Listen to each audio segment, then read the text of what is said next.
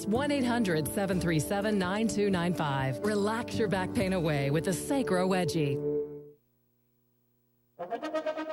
Rock, hide your hand, working in the dark against your fellow man. But as sure as God made black and white, what's done in the dark will be brought to the light.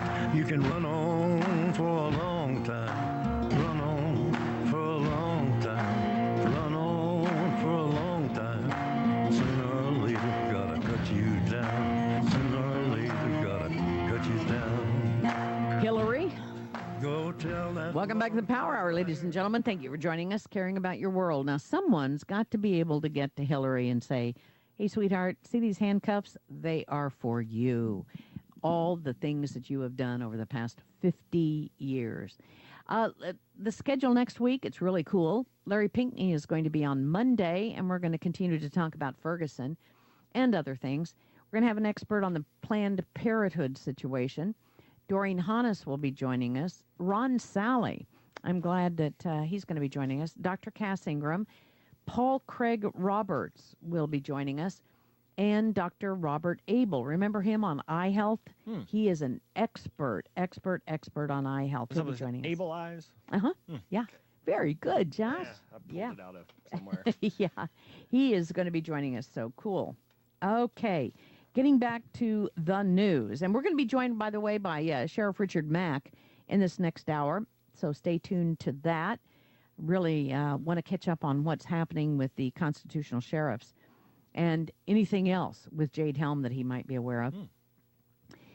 Military facial recognition technology now in the hands of local police.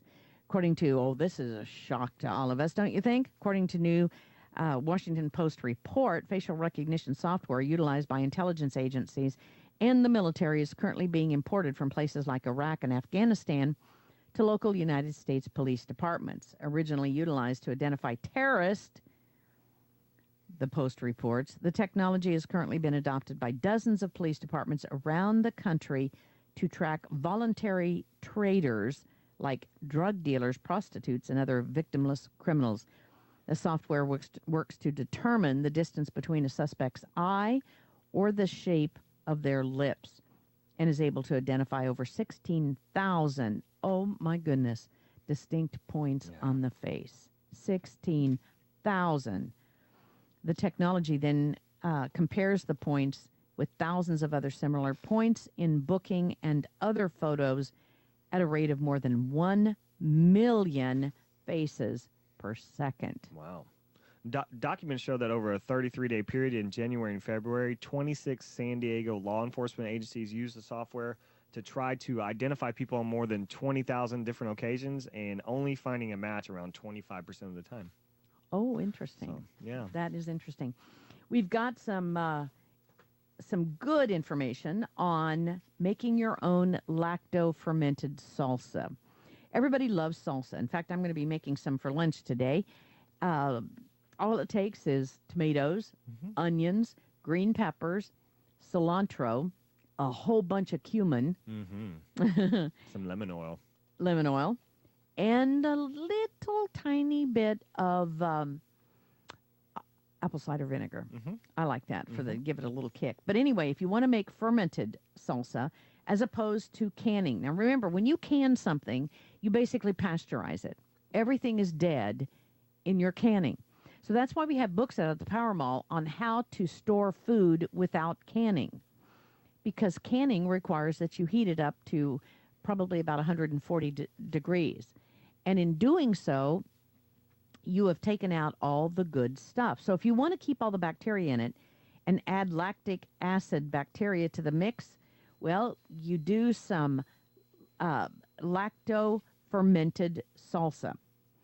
And anyway, the email blast will have the information as well as the news section. But when we come back, I'm going to give you the recipe for the ingredients and how to lacto-ferment your salsa. I don't know, at first it doesn't sound real good, but then I want to try that. Yeah. I definitely want to try that. We'll be back after this 1 minute, 10-second break. This is Joyce. And Josh. We'll be right back.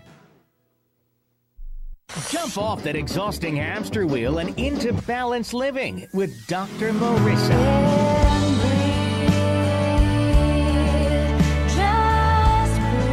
Her mission, to be a beneficial presence on the planet. Her purpose, to be your personal advocate to live, love, laugh, learn. Her life motto, don't die wondering. Take back your life with Dr. Marissa Fay. Every Thursday night at 7 on KCAA, NBC News Radio, AM 1050. This is Dick from Carpet Masters. Carpet Masters has been serving the Inland Empire for over 55 years. Carpet Masters uses extraction cleaning for your carpet because there's no better cleaning to remove the soil from your carpet. All of our furniture cleaning is done by hand in your home or in our plant. Carpet Masters also offers dry cleaning for fine furniture. Call Carpet Masters at 793-7215. That's 793-7215 for Carpet Masters. This is KCAA Loma Linda, the station that leaves no listener behind. CNBC News is next, a courtesy of buysellmakeoffer.com. Good morning. I'm Chuck Kamlick, CNBC Radio. Stocks are set to rise on Wall Street today. Some big retailers in the news this morning. JCPenney lost less money than expected because of strong sales of its Sephora beauty products and menswear. And the guy who picks the merchandise that Target puts on its shelves is leaving. Jose Berra, the second merchandising chief to leave in 2 months. Upscale store Nordstrom sales and profits there up last quarter, more than expected, thanks to online sales and more customers coming into its lower-priced Nordstrom Rack stores. All three stocks should rise. Goldman Sachs making moves to improve its financial footing. Goldman sold a mining business in Colombia to Murray Energy for a lot less than it paid for it. Goldman also bought $16 billion of customer deposits from GE Capital Bank. Social Security is 80 years old today.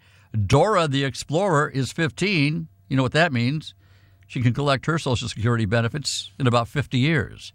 I'm Chuck Kamlick, CNBC Radio. My name is Ruth Rusi, and this is how I live United. I read to children as part of United Way's education program. It helps them create links between language and literacy and prepares them for a better academic future. I figure I have the time and they have the need. My name is Ruth Rusi. I help kids prepare to succeed in school. So I don't just wear the shirt, I live it. Give, advocate, volunteer, Live United. Go to liveunited.org. Brought to you by United Way and the Ad Council. Have you had trouble with online dating? This is eHarmony founder Dr. Neil Clark Warren. We've created a new solution, EH Plus. EH Plus combines the personal attention of a matchmaker with eHarmony's extensive pool of great singles. EH Plus gives you hand-selected matches and freedom from being online. Get started today. Call 855-930-LOVE. That's 855-930-LOVE. Here's all you need to know. There's a new cool way to sell your unwanted stuff online. It's buysellmakeoffer.com. Buysellmakeoffer.com. You're not going to believe it. Join the legions of web sellers and buyers who are turning to buysellmakeoffer.com today. Never pay fees again. For low monthly membership of $7.95, you can sell up to 50 items, and there's a 60-day free trial membership to get you started. You can even produce your own infomercial to sell your products and upload the video for the world to see. Go right now to buysellmakeoffer.com. This is KCAA.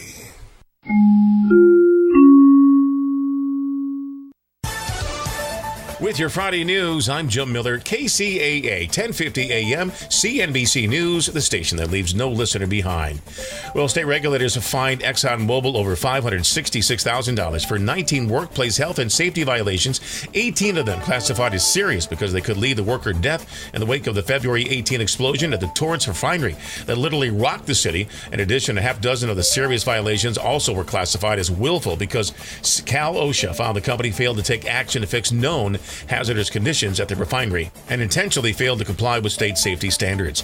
A man pled not guilty to murder charges after investigators determined he was allegedly drunk when he crashed his motorcycle, killing his friend. 25-year-old Brian Salisbury of Murrieta was in West Valley Superior Court in Rancho Cucamonga Wednesday to face charges of murder, driving under the influence, and gross vehicular manslaughter stemming from May's fatal crash that killed 35-year-old William Arco of Colton. Crash took place May 23rd at the 7800 block of Elm Avenue, according to San Bernardino County Sheriff's officials. Well, get the bucket of soapy water ready and grab a sponge. Rancho California Water District, Thursday, August 13th, voted to suspend its ban on the use of decorative fountains and home washing of vehicles. Two measures adopted earlier this year as part of the agency's response to the state's water use reduction mandate. Of 25 local agencies surveyed by staff, Rancho Water was the only one banning decorative fountain use. Of the same 25, only 3, including Rancho, were banning washing vehicles at home. Have a great Friday. I'm Jim Miller, KCAA, 1050 AM, CNBC News, the station that leaves no listener behind. Here's your Money Minute with Market Wrap host Mo Ansari. If you follow the markets, you've probably been getting seasick lately. But what if I told you that market volatility can be a good thing? If you're a bargain hunter, this is your coupon. So keep your shopping list handy. If you're a long-term investor with plenty of time before retirement, the money going into your 401k each month will buy more shares when the markets are down. And if you have a good financial plan, you can relax while others worry, because that plan will carry you beyond today's headlines. Of course, you should always consider professional guidance before making any financial decisions. That's your Money Minute. I'm Mo Ansari. For more tips on investing during market volatility and other investment topics, listen to Market Wrap weekdays at 5 p.m. on this station. For a free consultation with Mo Ansari, call 800-388-9700. That's 800-388-9700. Compact Asset Management is a registered investment advisor. Funds custodian, Fidelity Institutional Wealth Services, member FINRA SIPC. Are you looking for the right place to purchase your landscaping items? Well, come see us at Hydroscape. Hydroscape offers a large selection of irrigation products including Irritrol and Toro, such as their efficient precision nozzles. For 40 years, Hydroscape has been family-owned and operated, serving Southern California. With 17 locations, our knowledgeable and experienced staff is equipped to help you with all your irrigation, landscape, and outdoor living projects. Whether you're installing irrigation systems, wanting to maintain a healthy landscape, or simply create a beautiful lit space for outdoor entertaining, Hydroscape is the place to go. Visit our website at hydroscape.com for more information and find helpful articles on our blog, or call our customer service center at 1-800-395-4477. From the KCAA Weather Center, I'm Ron Pritchard. For this morning, an excessive heat warning is in effect through Sunday night, as we've got sunny skies today and a high near 103. Tonight, mostly clear with a low near 71. Saturday, sunny and a high near 104. Saturday night, mostly clear, low near 71. Sunday, sunny skies, a high near 108. Sunday night, mostly clear with a low near 69. Monday, sunny and a high near 104. Monday night, mostly clear with a low near 65. Sunny and a high near 91 on Tuesday, mostly clear Tuesday night with a low near 63. Sunny with a high near 89 on Wednesday. Wednesday night, mostly clear with a low near 63. Sunny with a high near 88 on Thursday. That's your weather forecast for this hour from the station that leaves no listener behind, NBC News Radio, AM 1050 KCAA. Listen to KCAA Loma Linda for less confrontation and more information.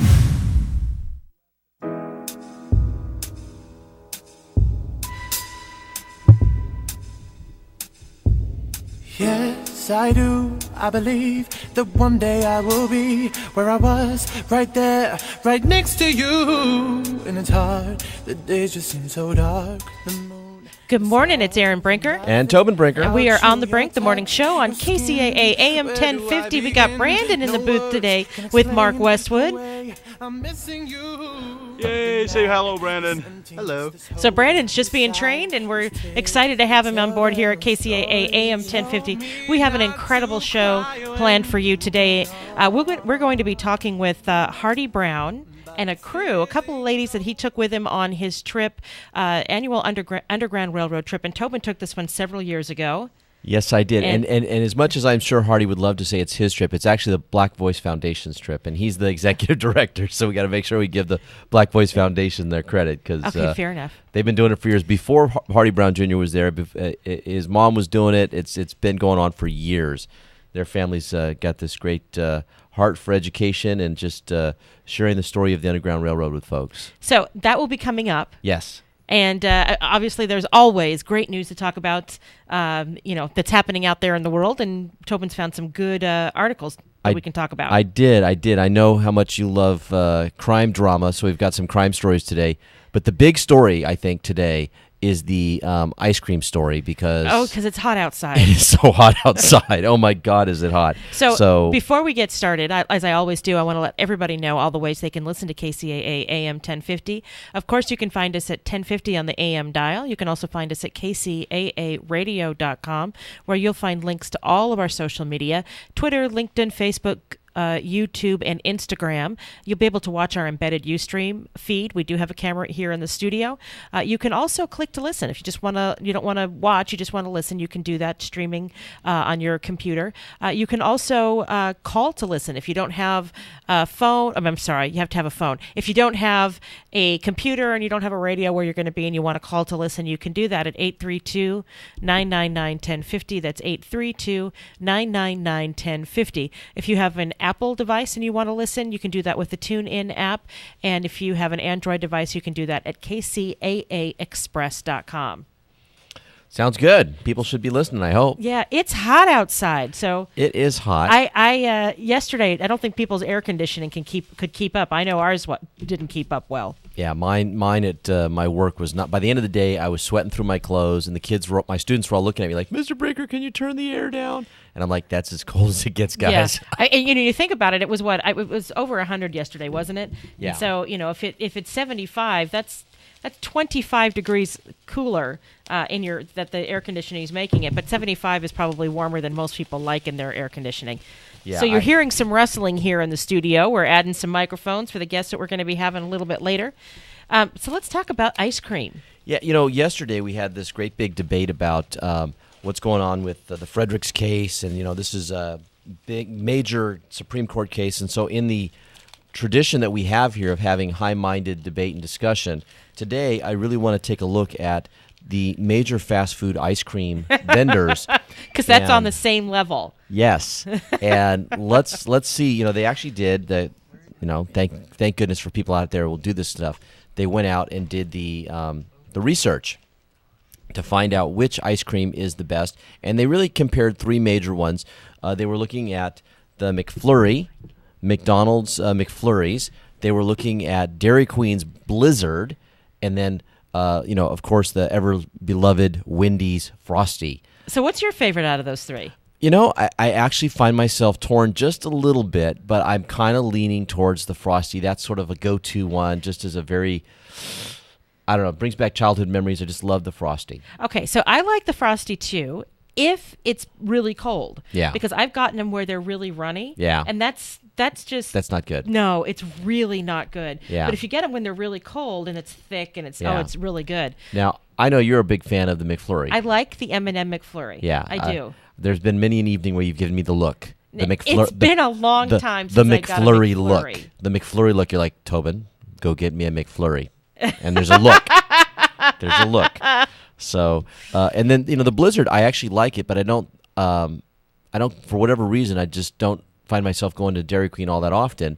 Which is terrible because our daughter works at Fiesta Village. Yeah. Well, and but we get the take-home ice cream. We get the dilly bars. The dilly bars. We're dilly bar people. But to just go in and sit and have a Blizzard, and I actually like them. I think in terms of flavor, that one's like really close for me with the Frosty. There's just something about the thickness of it. But the gentleman who did the analysis, Aaron, the scientific analysis of the ice cream, really did a thorough job. So let me walk you through this. Okay. Okay. First off, the price. McDonald's starts off at $2.93 for your beautiful McFlurry. The review says that, admit it, you've tried to use the spoon as a straw. They have that kind of spoony straw thing. It's kind big, of, thick thing. Yes.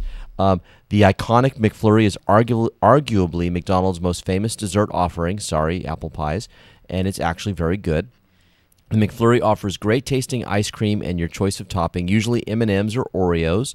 The McFlurry that this gentleman tried was extremely similar to the Dairy Queen Blizzard, but there were a few issues that prevented it from beating out the competition. First, the Oreos that topped the treat were more crumbles or crumbs than anything resembling a cookie, which prevented it from having the texture contrast that you expect with the smooth, creamy ice cream, when it's topped with bits of crunchy cookie. The other major issue that he had with the McFlurry was the distribution of the Oreo crumbs, which seemed to be primarily on the top part of the McFlurry as opposed to being completely mixed through. And so of the three that he analyzed, The McFlurry came in third, Aaron. So number 2 on the list, Dairy Queen's Blizzard, a little more expensive, $4.13. It took 4 minutes to get the order brought to him. Dairy Queen's signature dessert is so thick that when employees present it to you, they have to turn it upside down to show that it meets Dairy Queen's quality standards. As mentioned before, the Blizzard and McFlurry might well have been separated at birth. That's how similar they are. Despite the fact that they come from the same ice cream family tree, the Blizzard was superior to the McFlurry in 2 main ways. First, the Blizzard used larger chunks of Oreo cookie, providing that nice contrast in flavor and texture. In addition to having bigger pieces of Oreos, the pieces were better distributed throughout the cup. Also, the ice cream was just a tad better than McDonald's ice cream, giving Dairy Queen the slight edge over Mickey D's. So that was our second place one. That's a no brain freezer. Right? Exactly. Right? And then the winner of our little ice cream challenge here is Wendy's Frosty. Only $1.40. Took less than a minute to get it. And this one, is just a little different. And so he says, let me start by stating for the record that I did not compromise the integrity of this test by ordering fries with my Frosty at Wendy's, even though it's a flavor match made in heaven. Lots of people dip their fries in the Frosty. Erin's nodding her head. She's like, yeah, give me some fries. I can't eat Wendy's fries, though, because they're not gluten-free. Yeah, but you do love them. I mean, be honest. Yes. Yeah, they are good. Yeah. And that chili at Wendy's? Oh, the chili's very good on a baked potato. Yeah. Dynamite. Yeah. So that said, he was shocked how well Wendy's stood up to its beefed-up competition. Despite not having any options to add, no cookies or candy or anything like that, the Frosty was able to come out on top simply because of flavor and consistency. First off, the Frosty differentiates itself because it isn't quite ice cream and it isn't quite a milkshake. It has its own sort of physical state, which is in between, which worked in its favor. Aside from its unique consistency, which when it came down to the most important aspect of the SmackDown, the ice cream, Wendy had no competition. The Frosty was rich, creamy, and was by far the best tasting of the trio. Simply put, the ice cream stood on its own and shined brighter than the rest. The Frosty was also significantly cheaper than its competition and had a relatively similar size, giving Wendy virtually no strikes against it, and at the end of the day, the Frosty wins the battle. Woohoo! If a Frosty's nice and cold, it's cold all the way through, oh my goodness, it is good. And the viscosity of the Frosty is certainly much stronger than the others. Yes. So you really have to work at the Frosty, but you know what? That's good. It's like eating ice cream. It's really good. So, it's delicious. So as the heat temperature goes blazing through the roof today, head to Wendy's for that wonderful Frosty. But there's a locally owned yogurt shop that I really love. Which one? Called Major Brain Freeze. That's on Lagonia, isn't it? Lagonia. They have one on the Green Spot in Highland, and there's one over on Barton Road and Mountain View in Loma Linda. I know where they all are. So Mark, have you ever tried frozen custard? Yes. That's another little treat that I like, and There's we've actually Theron's frozen custard in Redlands. And like on a really hot day, I just kind of sneak over there and try to get me one of those. Oh, I did that yesterday, by the way. I stopped by Major Brain Freeze in Loma Linda, and I got one of those great. And they give you all these flavors of yogurt. Nice. You know, and you can have healthy yogurt too. Yeah. So it's something that you could do, Aaron. We're a big yogurt family. Yes, we usually go to the Golden Spoon, which is next to the Wendy's on Redlands Boulevard and New Jersey. Yeah. In Redlands. So you're driving there, and the steering wheel goes one way, and the steering wheel goes the other way. Yeah, exactly. Totally confused which one you want to go to. So I hope we did a good public service to start our morning show today to tell people where to get their ice cream and their yogurt and which ones are the custard. And yes. So By we're the way, hungry this morning, speaking apparently. of public service and morning service, I have just a little announcement to What's make that? to you. You are being nominated for a Community Service Award with the Inland Media Awards that are coming up in October. Awesome! Yay! That's awesome. I want an Addy. That's awesome. Yeah. Nice. This doesn't mean you're going to get it yet. I know, but it feels good to be nominated. You are nominated. Feels so good to be nominated. Thank you. People are paying attention. People That's are great. listening. Well, we're all for the nonprofits in the community at this on this show and at this station, and actually we got to do our bit to pay the bills at 6:18. We got to roll to a break. Okay, we're rolling. We're rolling. I'm Aaron Brinker. I'm Tobin Brinker. We got Mark Westwood and Brandon in the booth today. We are on the Brink, the morning show on KCAA AM 1050. We'll be right back. I wanna take shots with somebody. Shots.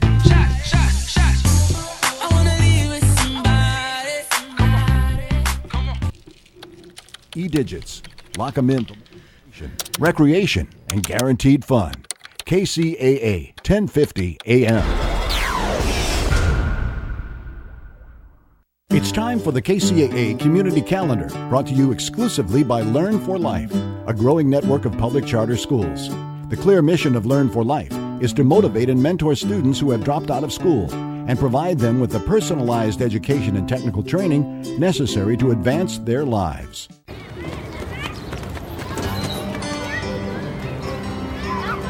KCAA Radio wants you to take extra precautions if you work in the sun or in any hot environment this summer, especially if you're a senior citizen and if you take certain medications. Be aware that antidepressants and antihistamines act on an area of the brain that controls the skin's ability to produce sweat. Sweating is the body's natural cooling system, so if you can't sweat, you risk getting overheated. Also, beta blockers reduce the ability of the heart and lungs to adapt to stress, including the stress associated with working in a hot environment. Therefore, beta blockers can, under certain conditions, contribute to the likelihood of a heat stroke and other heat-related illnesses. Did you know that amphetamines can raise body temperature? Did you know that diuretics encourage fluid loss, which can quickly lead to dehydration in hot weather? Did you know that sedatives can reduce a person's awareness of physical discomfort, which means symptoms of heat stress could be ignored? Did you know that decongestants can decrease blood flow to the skin, which impacts the blood's ability to cool down? Well, if you didn't know it before this announcement, you certainly know it now. So take this message seriously. Take care of yourself when you're working in the heat. Stay hydrated, work slower, and take breaks to cool down. This message is from KCAA. The KCAA Community Calendar is presented exclusively by Learn for Life, a growing network of public charter schools where students can complete their education on a part-time basis. To find a resource center nearest you, call 1-877-360-LEARN or visit Learn for Life online at learn4life.org. As the owner of my business, I wear a lot of hats. I'm accounting, sales, and so much more. But I don't know marketing. Let Dex Media be your marketing department. Our team can create a digital plan for you with everything from search to social. Contact Dex Media, that's DEX Media, to get found, get chosen, and get talked about. Whoa, that's a job for cleanup, which would be me. Call 844-230-3436 or visit dexmedia.com today. Slam the door on FeePay. Forget everything you know about selling online because I'm here to tell you about a new and revolutionary way to buy and sell on the internet. BuySellMakeOffer.com is here to shake up the web. Tired of paying those outrageous fees? You'll never pay a fee with BuySellMakeOffer.com. For a monthly membership package starting at only $7.95, you can list and sell up to 50 items. That would cost you nearly $100 with the other guys. Go right now to BuySellMakeOffer.com and sign up today. KCAA Loma Linda, your CNBC news station for the Inland Empire. It's too hard to sleep. I got the sheets on the floor, nothing on me. Welcome back. I'm Erin Brinker. I'm Tobin Brinker. We are on The Brink, the morning show on KCAA AM 1050. Love this song, Mark. What is this? It's Jason Derulo, and it's a great song. Yeah, it's fun. Want to Love You or something it's called. I haven't heard that one before. I like that. Yeah, it's peppy. I like it. I like it. I thought Sheets on the Floor, It's Hot was just perfect for last night. Oh, my goodness. You are not kidding. And the worst part, we have 3 cats, right? And cats are nocturnal. And so at night, we shut our bedroom door so the cats can be nocturnal in the living room. Well, of course, the air flows better through our house when our door is open. Our room is the last at the end of the line for the air conditioner. So we had to keep it open, and they were just running around all over. And finally, we put them out. No more catnip for the cats. Oh, my gosh. Either you're sweating because you can't keep the room cool, or you've got cats all over you. Yes. Well, my dog, Duke, once in a while will come in. He's a part husky, part German shepherd. Ah. Great dog. Bet he's very pretty. He is. He's gorgeous. And by the way, there's some collie in there, so he's got the blonde collie lassie kind of coloring. And I brought him into the station a few times, but always later, so you never saw him. Duke comes in. He's very well behaved, and I got him as a rescue dog, but it was because the owner died. And but he was very well cared for, very well trained, and he's a great dog.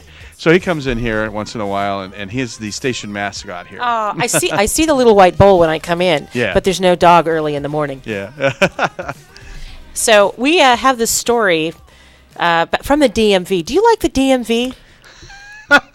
No.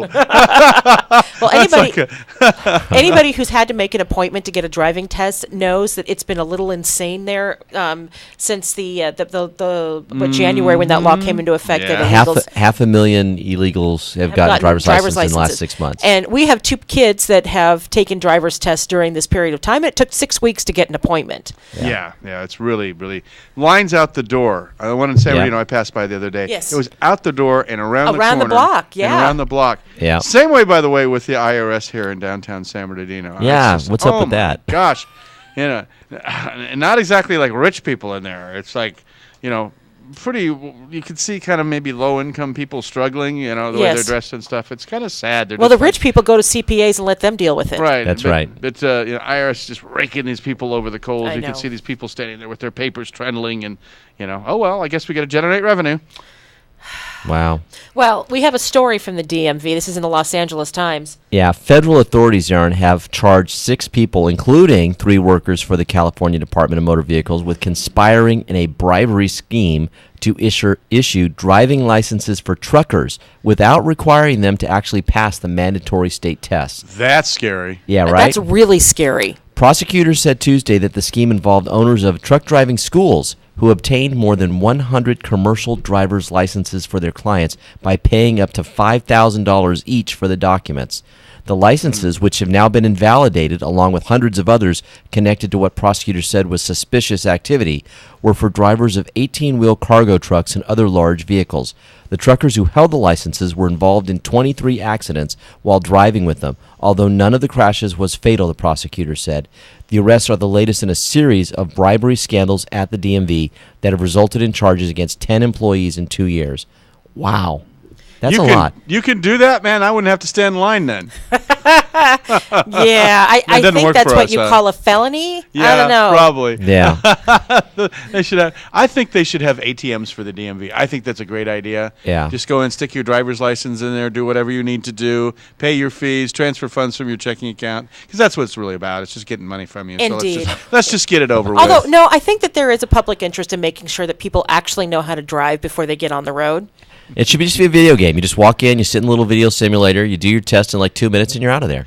There was a TV show a while back, 2 or 3 years ago. It didn't last, but it was kind of funny, where there was demon hunters, and they would hunt these demons down and catch them, and they would put their spirits in what looked like a little drive-up ATM. Like Ghostbusters? Yeah, ATM tube. But the portal from to send these demons back to hell was the DMV. And I totally agree. That's the portal to hell. That Patty and Selma working there? So, Mark, we had no idea where you were going with that story until you got to the end, and it was beautiful. Thank you. Thank you. The payoff was there. Thank you. Oh, here goes Westwood again. No. I had it. We were talking about the DMV, and all of a sudden he's talking about demons and stuff, and I'm like, what? What, they're not the same? So think about that next time you're at the DMV, that you're standing next to the portal to hell. Oh, man. Yeah. Well, aren't you guys going to miss me? Yeah, you need to keep getting up early with us. Oh, no. Well, I'll phone it in once in a while.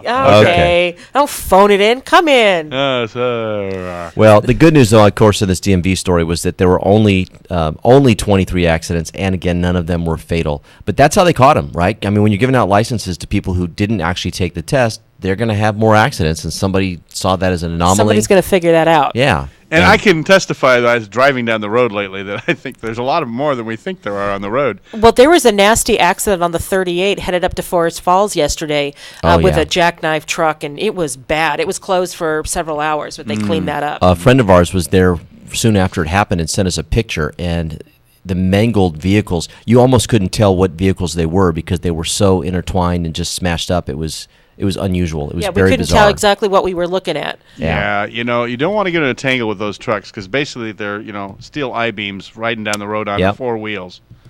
Yep.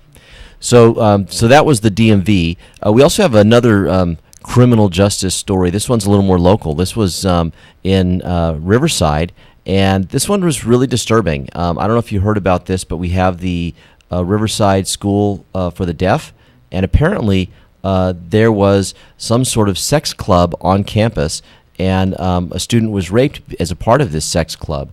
And so this is really unusual. And the facts are just coming out. This was reported by ABC 7 the other day. Where was this? At the Riverside School for the Deaf. In Riverside. In Riverside, my gosh. Right? So let me just give you a little bit of the story California here. School for the Deaf in Riverside. Phobias, nightmares, and acting out. That's how baffled parents describe the behavior of their once joyful 13-year-old boy. He is deaf and could not explain. Then came the call from his school. My son was raped. He was forced to participate in oral sex, his mother, Geneva White Sosanya, said. She and her husband, Tunde Sosanya, have filed a lawsuit claiming negligence. They have enrolled their son at the California School for the Deaf in Riverside, an institution that brings special needs students from across the state to live on campus. Supervisors use computerized surveillance to help monitor students, especially at night. She says, my son was bullied. He was forced. He was drugged from his bed at night, and then this happened while randomized computer checks were in place, said the distraught mother. The parents were especially disturbed by how long the school waited to notify them of the attack. They were contacted 3 months after it happened. Oh, my gosh. And had not been present to comfort him when he was questioned by investigators. Wait, how is that legal? Yeah. The school told the parents that 7 other students were also involved. Gut-wrenching, the boy's father, Tunde, said. I was with my wife when we got the news. My wife broke down crying. Because the state operates the school, the California Highway Patrol and Child Protective Services were called in to conduct a criminal investigation into what Sosanya's attorney says was a sex club. The alleged ringleader was a 15-year-old student named in the lawsuit as John Rowe. Investigators said that they were unable to obtain enough evidence to press charges. They reported some acts may have been consensual, a finding rejected by the couple's lawyer. A 13-year-old boy cannot consent. Exactly. The issue about consent or not. These kids are 13, 14, and 15-year-old boys. There is no consent, the attorney said. The suit portrays John Rowe as the classic bully. He would threaten them and then tell them that if you don't say it's consensual, I'm going to say that you're the one who did that. You're the one performing these acts. You're the one who's doing this. This is a nightmare for the family. And of course they're suing, and I think that's probably the only way they're going to get some resolution to this. It seems like it's not really being handled. And that's the most disturbing thing. I mean, people entrust their young children to be to go to this school where they're going to be living on campus, right? I mean, this is we don't. It's not a traditional thing. We don't do that in the U.S. We don't send our kids to boarding school. Typically, it's not in our culture. But there's a special school to meet the needs of deaf students throughout the state, and so you trust that school is going to take care of your child. And if this were our child, they'd be, and even if it didn't happen to our child, but they were at that school, they'd be coming home and they wouldn't go back. Exactly. The final sentence of the article, though, is one that struck me. It says the alleged ringleader was expelled after earlier suspensions, and the Sosanyas were, they say he is now enrolled in a Los Angeles public school. Awesome. That's good. Well, it's time I'm glad that they enrolled him in a public school and pulled him out. Yeah. And so it'll be interesting to watch this go forward, and I hope that they get a lot of money from this school. I hope so too. So it is 6:32. I'm Erin Brinker. I'm Tobin Brinker. We got Mark Westwood in the booth. When we get back, we're going to have our very special conversation about the Underground Railroad and the trip that some local folks took. This is On the Brink, the morning show on KCAA AM 1050, and we'll be right back. But it's the only thing that I know. When it gets hard. For more local radio every day, tune into KCAA Loma Linda. Hey, this is Steve Sanchez, and do you know in 2007, I went off to the doctor for a basic checkup, and he informed me, Steve, you got plaque built up around your heart, and you're going to need stents. I informed him, with no offense, doc, I need a second opinion. I go off to a naturopathic doctor, and he introduces me to something called Zango. It's a juice made of the whole mangosteen fruit. You know, the mangosteen fruit has been used for centuries for healing. So, hey, what do I have to lose? I tried it. 3 months later, I go back to my cardiologist, no plaque, no stents, and I'm proud to say 7.5 years later, I'm stent free. I want to turn you on to Zango because it's the only true 100% mangosteen fruit juice. It's patented. In fact, the Mayo Clinic is paying attention because they're doing an extensive study because they cannot ignore all the testimonials around the world. I want to give you a free sample of the Zango juice today. Simply call 888-309-5656. That's 888-309-5656 for your free mangosteen juice sample today from the company called Zango. Are you looking for the right place to purchase your landscaping items? Well, come see us at Hydroscape. Hydroscape offers a large selection of irrigation products including Irritrol and Toro, such as their efficient precision nozzles. For 40 years, Hydroscape has been family owned and operated, serving Southern California. With 17 locations, our knowledgeable and experienced staff is equipped to help you with all your irrigation, landscape, and outdoor living projects. Whether you're installing irrigation systems, wanting to maintain a healthy landscape, or simply create a beautiful lit space for outdoor entertaining, Hydroscape is the place to go. Visit our website at hydroscape.com for more information and find helpful articles on our blog, or call our customer service center at 1-800-395-4477.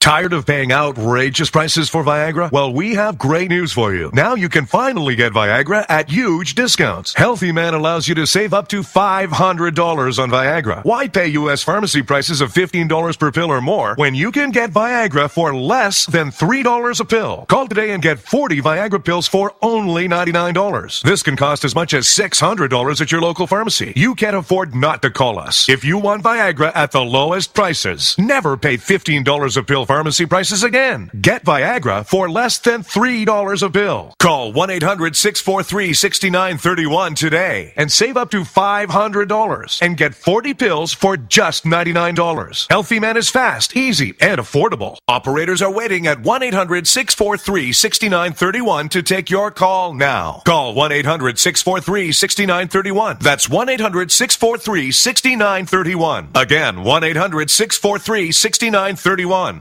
KCAA is your CNBC News affiliate. We're the station that gets down to business.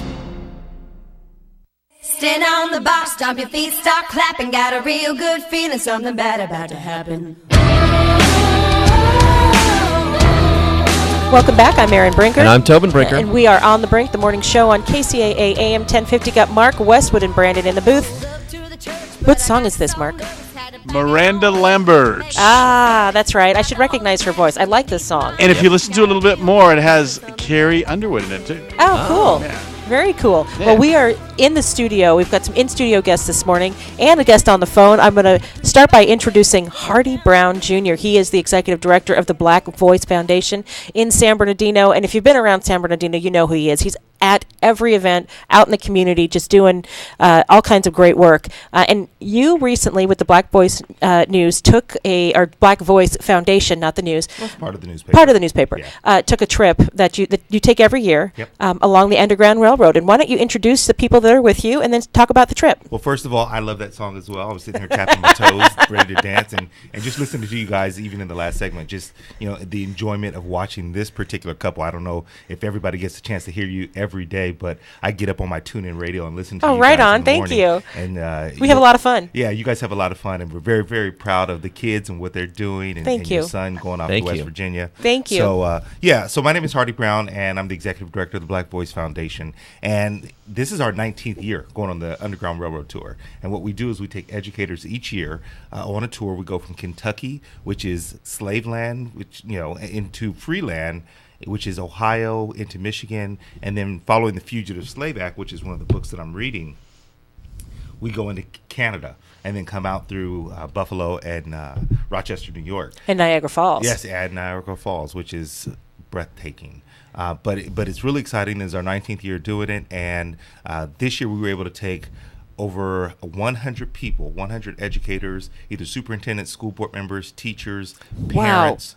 From 5 different school districts in the local area. We were able to take them on this tour. So we're really excited about the work that we're doing, and we're making an impact in the schools. And even when it comes down to LCAP and some of those other things, we're making a difference because you're seeing an increase in parent engagement, but you're also seeing a change in the way that teachers teach in the classroom. That's important. Yeah. That's important. And you've got some special, an educator and a parent with you. Yes. Why don't you introduce them?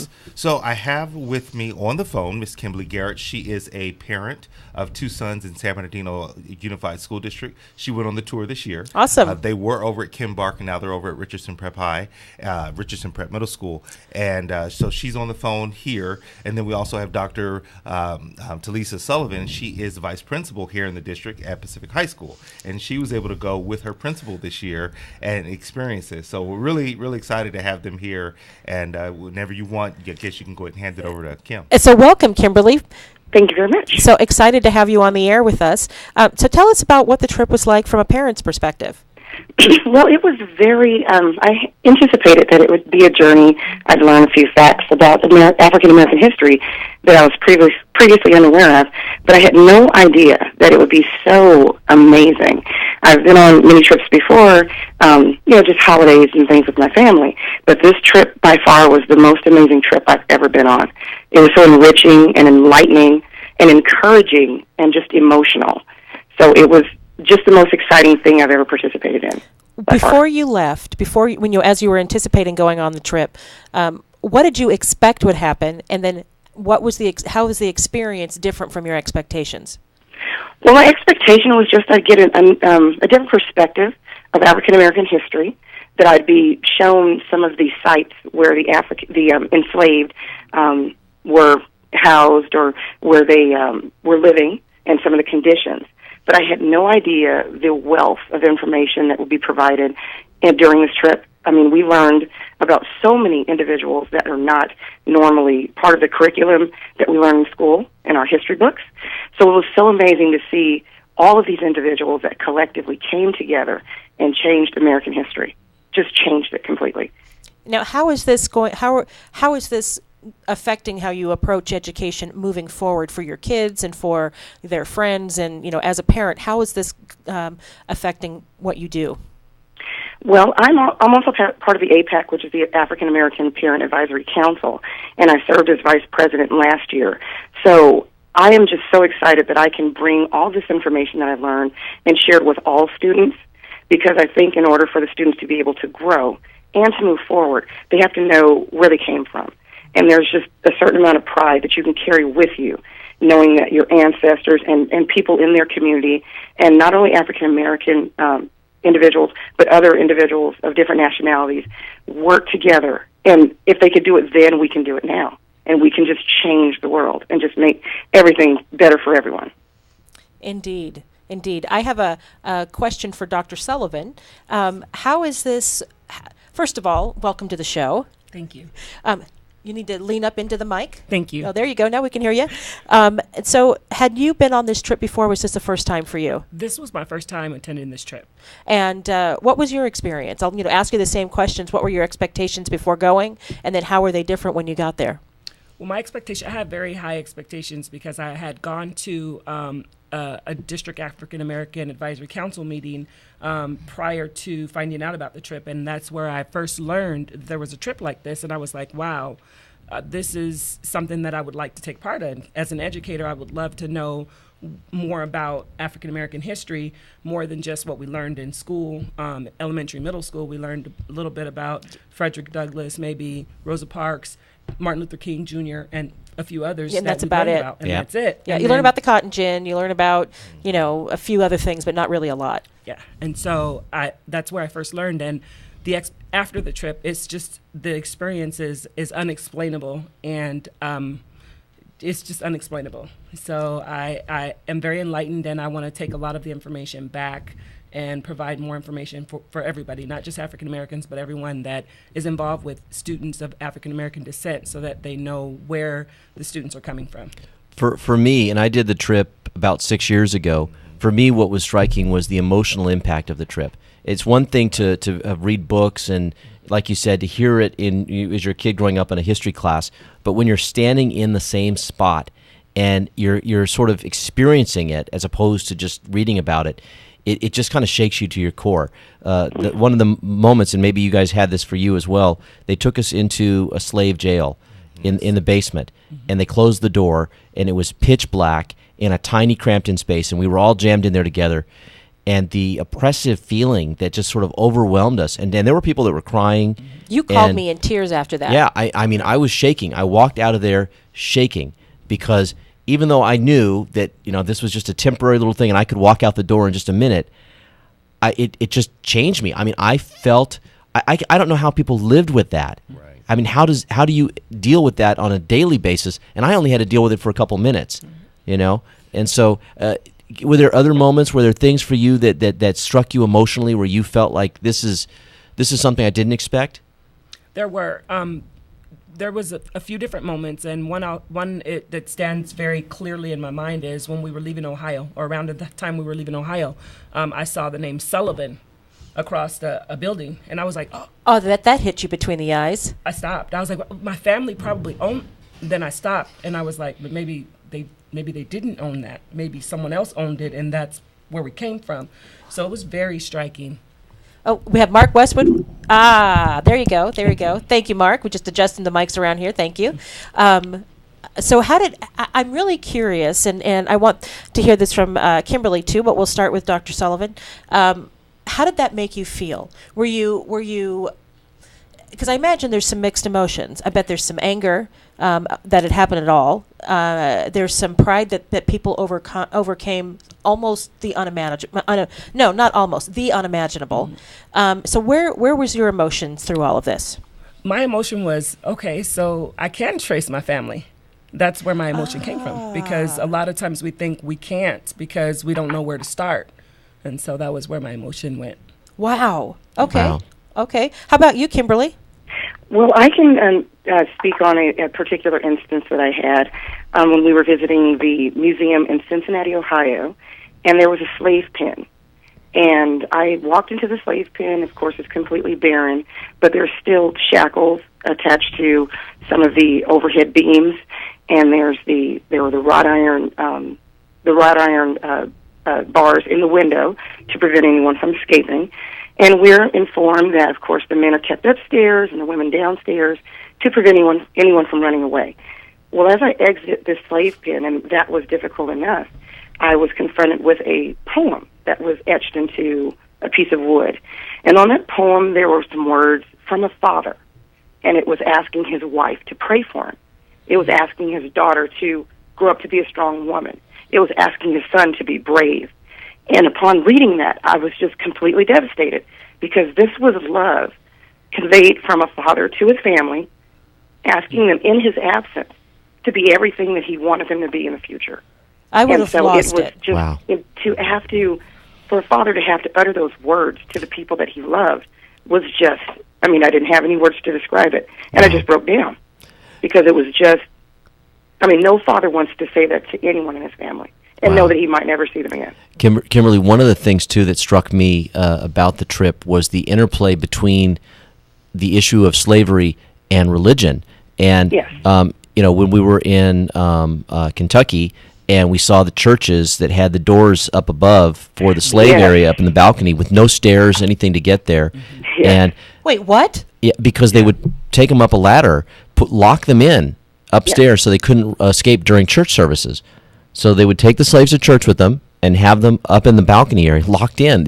And you could tell which ones were the slave churches because they had this just door just on the second floor with no stairs or anything going to it. Mm-hmm. And then the flip side of that was when we got up to Oberlin, and you saw these strong Christian people who were working to help with the Underground Railroad to hide the slaves, the runaway slaves, to really just to really following their Christian teaching to say this is wrong. And so religion played such an important role, and I'm glad that you shared that prayer. Did this affect you? And I hate to maybe to go here, but does this affect your faith? Does this make you have, did you have an experience? That is such an interesting question, because we did discuss religion with respect to slavery when we were at the museum in Detroit.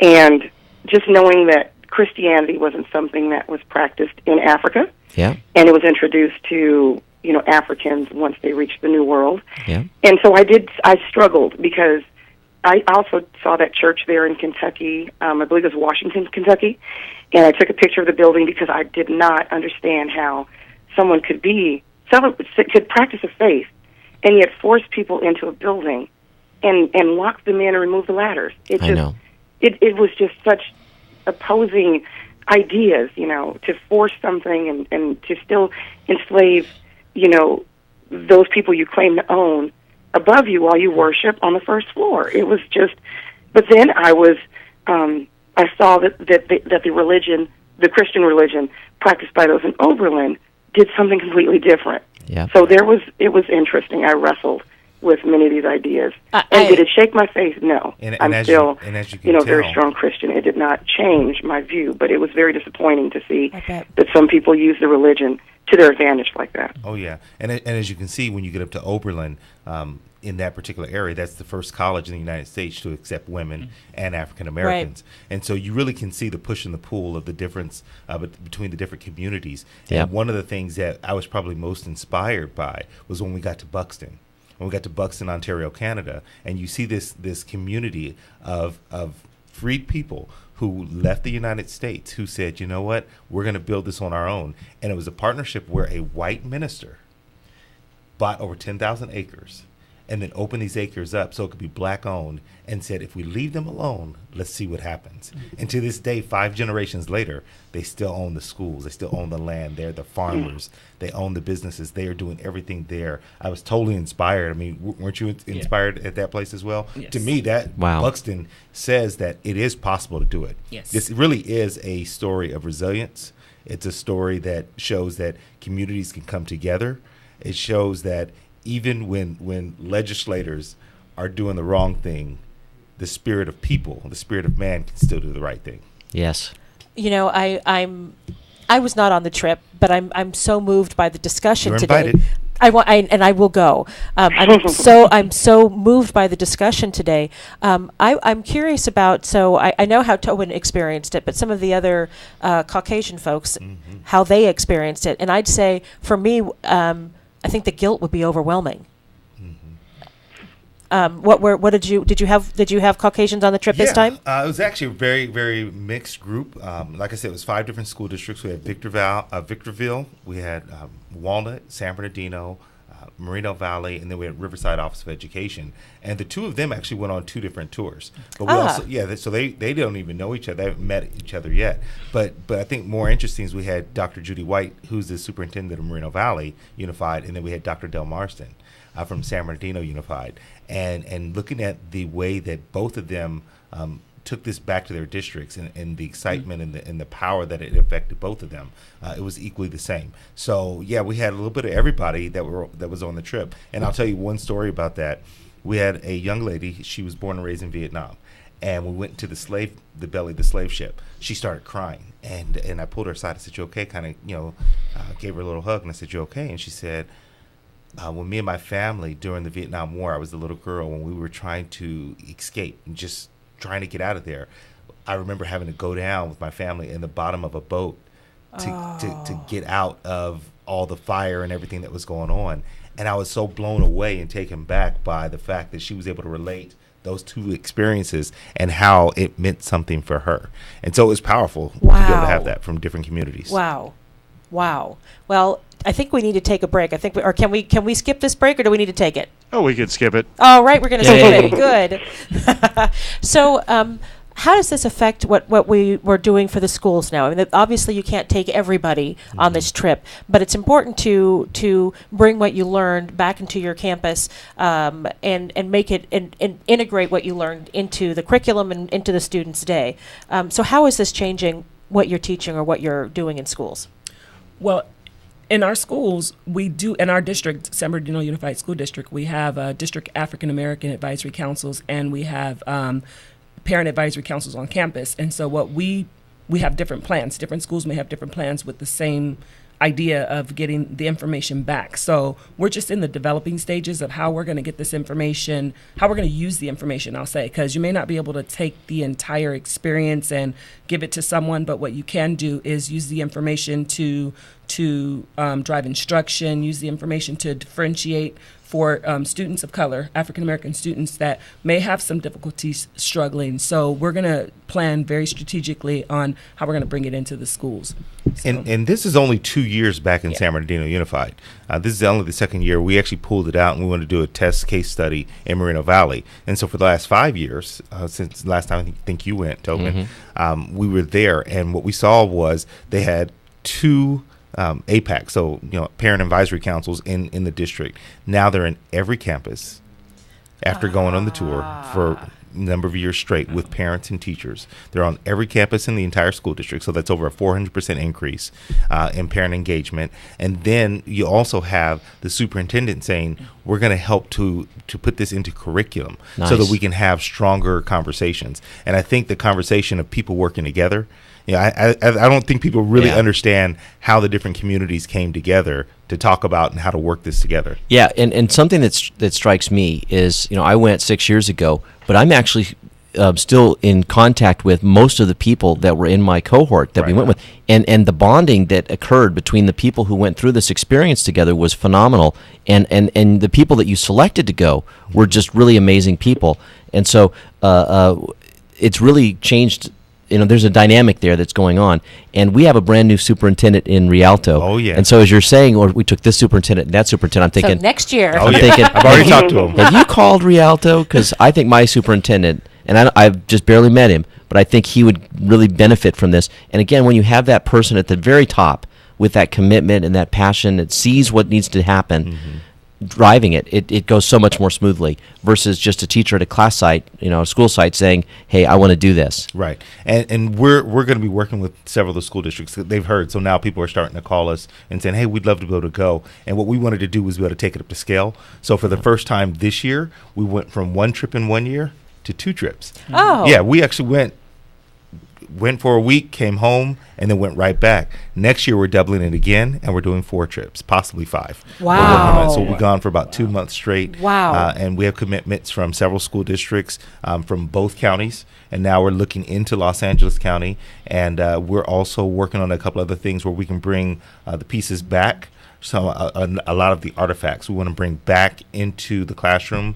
So between January and March, we're going to be doing assemblies, bringing this back into the schools. Nice. Where we're going to bring some of these amazing people, Jerry Gore. Yep, Jerry's amazing. Yeah, back to the area, Yeah. so he'll be able to talk to some of the students, and they'll see it firsthand. And you mentioned Jerry. As soon as I got back, he was one of the first people I sent a friend request to on Facebook because he's such an amazing person. Oh, yeah. Right? Is right? he the one who was where the slave jail is? Yes. And I remember when you came home, you talked about he was Grandpa. incredible. Yeah. Grandpa. Yeah. So and Kimberly, how is this? You said that you were on the African American Parent Advisory Council. Have you made a report to them? I know the school year's just started. How are you integrating this No, we into have not, because we have our first meeting in September. But my intention is to celebrate, to somehow incorporate all of this information, or as much as I can, so that we can celebrate our rich history, and not just the history of African Americans, but all of the histories of the people of the United States, because we've all contributed so very much to this amazing country. Indeed. And so I don't want to limit our celebration of history to simply the month of February. I think it should be just a ribbon throughout, our discussion of history, but also including all of the other, Mexican American history and Asian American history. I think it's all important, and we must celebrate it throughout the year. I agree 100%. So are you wanting to go back? Once you've taken this trip, do you want to go back? And I'll start with Kimberly. Yes, definitely. I actually have the 2 sons who are in middle school, and they were not very pleased that they couldn't join me on this trip. They would totally enjoy going and just learning and being just, awestruck with all of the information provided. And so how about you, Dr. Sullivan? Absolutely. It would be an amazing privilege to attend again and to pick up on some of the things that I saw before, to see them again, and just to internalize. The more you do something, the more you pick up on it, and just to internalize those things, to be able to bring it back to the community. I think it would be an amazing opportunity. So we have just a couple of minutes left, and I want to ask you both, what has been the residual emotion? Because sometimes we go through and there's you're kind of shocked and you learn and you emote and it's all of this intense feeling. And then when you get home, you kind of process all of that. And so what has been your emotion since you got back? Well, for me, my emotion has been just thinking about the hundreds of years of slavery that took place and the little bit of time that we have and we expect for our African American students to be exactly where we need them to be. And just processing that it's going to take some time for us to close the achievement gap that currently exists between African American students and the other subgroups, and just how we can use the information that we've learned to facilitate the process of closing the achievement gap and providing more resources for our students. Awesome. And how about you, Kimberly? The emotion that I feel most is pride, because everything that I was exposed to, it just expands the general notions that were highlighted in the textbooks. And I think with that pride and sharing that pride with the students, it encourages them to be better than they are and to reach further than they've ever dreamt possible. Awesome. And so, Hardy, I have to ask you, if somebody wants to donate to the Black Voice Foundation, if they want to get involved with the trip, maybe sponsor somebody to go who couldn't normally afford to go, that sort of thing, how do they do that? So we partnerships with, like I said, multiple school districts, bvfoundation.org. They can find us on Facebook. They can follow us, Footsteps of Freedom 2015, and they can see all the pictures from all the wonderful trips this year.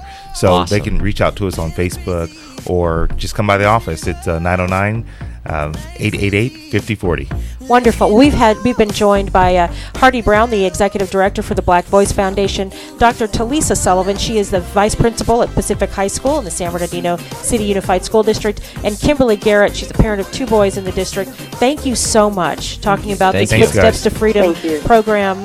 It's just been a thrill to have you. Thank you so much. Thanks. I'm Erin Brinker. I'm Tobin Brinker. We got Mark Westwood in the booth. We are on The Brink, the morning show on KCAA AM 1050. Have a great day, everybody.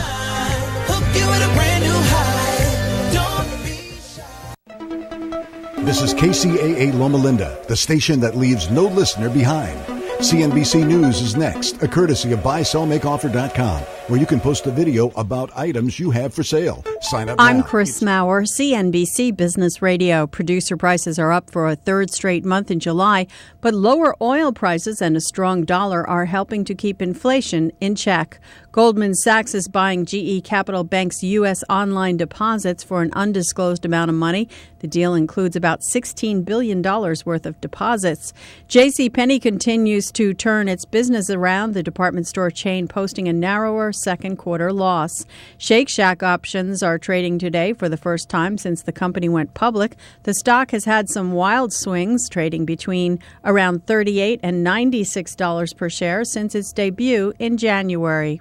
A Securities and Exchange Commission filing shows Tesla's secondary offering of 2.7 million common shares were priced at $242 per share. That's up from 2.1 million shares the automaker had previously announced. Chris Maurer, CNBC Business Radio. My name is Ruth Rusi, and this is how I live United. I read to children as part of United Way's education program. It helps them create links between language and literacy and prepares them for a better academic future. I figure I have the time and they have the need. My name is Ruth Rusi. I help kids prepare to succeed in school. So I don't just wear the shirt, I live it. Give, advocate, volunteer, Live United. Go to liveunited.org. Brought to you by United Way and the Ad Council. Have you had trouble with online dating? This is eHarmony founder Dr. Neil Clark Warren. We've created a new solution, EH Plus. EH Plus combines the personal attention of a matchmaker with eHarmony's extensive pool of great singles. EH Plus gives you hand-selected matches and freedom from being online. Get started today. Call 855-930-LOVE. That's 855-930-LOVE. door on FeePay. Forget everything you know about selling online because I'm here to tell you about a new and revolutionary way to buy and sell on the internet. BuySellMakeOffer.com is here to shake up the web. Tired of paying those outrageous fees? You'll never pay a fee with BuySellMakeOffer.com. For a monthly membership package starting at only $7.95, you can list and sell up to 50 items. That would cost you nearly $100 with the other guys. Go right now to BuySellMakeOffer.com and sign up today. With your Friday news, I'm Jim Miller, KCAA, 1050 AM, CNBC News, the station that leaves no listener behind. Well, state regulators have fined ExxonMobil over $566,000 for 19 workplace health and safety violations, 18 of them classified as serious because they could lead to worker death in the wake of the February 18 explosion at the Torrance refinery that literally rocked the city. In addition, a half dozen of the serious violations also were classified as willful because Cal OSHA found the company failed to take action to fix known hazardous conditions at the refinery and intentionally failed to comply with state safety standards. A man pled not guilty to murder charges after investigators determined he was allegedly drunk when he crashed his motorcycle, killing his friend. 25-year-old Brian Salisbury of Murrieta was in West Valley Superior Court in Rancho Cucamonga Wednesday to face charges of murder, driving under the influence, and gross vehicular manslaughter stemming from May's fatal crash that killed 35-year-old William Arco of Colton. Crash took place May 23rd of the 7800 block of Elm Avenue, according to San Bernardino County Sheriff's officials. Well, get the bucket of soapy water ready and grab a sponge. Rancho California Water District Thursday, August 13th, voted to suspend its ban of the use of decorative fountains in home washing of vehicles. Two measures adopted earlier this year as part of the agency's response to the state's water use reduction mandate. Of 25 local agencies surveyed by staff, Rancho Water was the only one banning decorative fountain use. Of the same 25, only 3, including Rancho, were banning washing vehicles at home. Have a great Friday. I'm Jim Miller, KCAA, 1050 AM, CNBC News, the station that leaves no listener behind. And good morning, 704, Mark Westwood with the traffic for you. Carpool lane is blocked in Riverside, 60 before Market Street. Out in Corona, stop-and-go traffic at 91 between McKinley Street and Green River Road. And in Moreno Valley, stop-and-go traffic, I-215 northbound between Alessandro Boulevard and Blaine is blocked. Weather-wise, going to be sunny, a little bit cooler, partly cloudy and hot afternoons with highs from 100 to 108, I guess, if you consider that cooler. I'm mistaken, it was going to be hotter. Mostly clear tonight and lows around 70. Currently, 78 degrees at KCAA, the station that leaves no listener behind. Here's your Money Minute with Market Wrap host Mo Ansari. If you follow the markets, you've probably been getting seasick lately. But what if I told you that market volatility can be a good thing? If you're a bargain hunter, this is your coupon. So keep your shopping list handy. If you're a long-term investor with plenty of time before retirement, the money going into your 401k each month will buy more shares when the markets are down. And if you have a good financial plan, you can relax while others worry, because that plan will carry you beyond today's headlines. Of course, you should always consider professional guidance before making any financial decisions. That's your Money Minute. I'm Mo Ansari. For more tips on investing during market volatility and other investment topics, listen to Market Wrap weekdays at 5 p.m. on this station. For a free consultation with Mo Ansari, call 800-388-9700. Hello, I'm Patrick Cavanaugh, co-founder of AgNet West, inviting you to listen to our weekday reports on KCAA radio during morning drive and at noon. California's #1 in agriculture. Our 80,000 farms and ranches produce 400 commodities. You're listening to KCAA, your good neighbor along the way.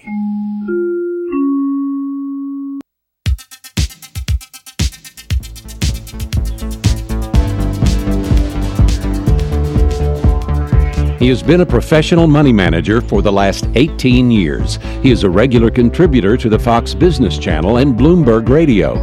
In addition to this, he is a regular contributor to TheStreet.com and MarketWatch.com. Now he's live here on the Wall Street Business Network. Here is Bill Gunderson. And good morning. Welcome to the Best Stocks Now Radio Hour with professional money manager Bill Gunderson. Bill's not in the office today. He is secretly, well, I shouldn't say secretly, he's covertly and diligently working on the newsletter that is delivered all over the world via your inbox, the Best Stocks Now Radio Hour newsletter that he puts his heart and soul into every single week. And the market this week, oh my goodness, what a Well, my grandmother said, well, is that not just a revolting turn of events? And I tell you, it has been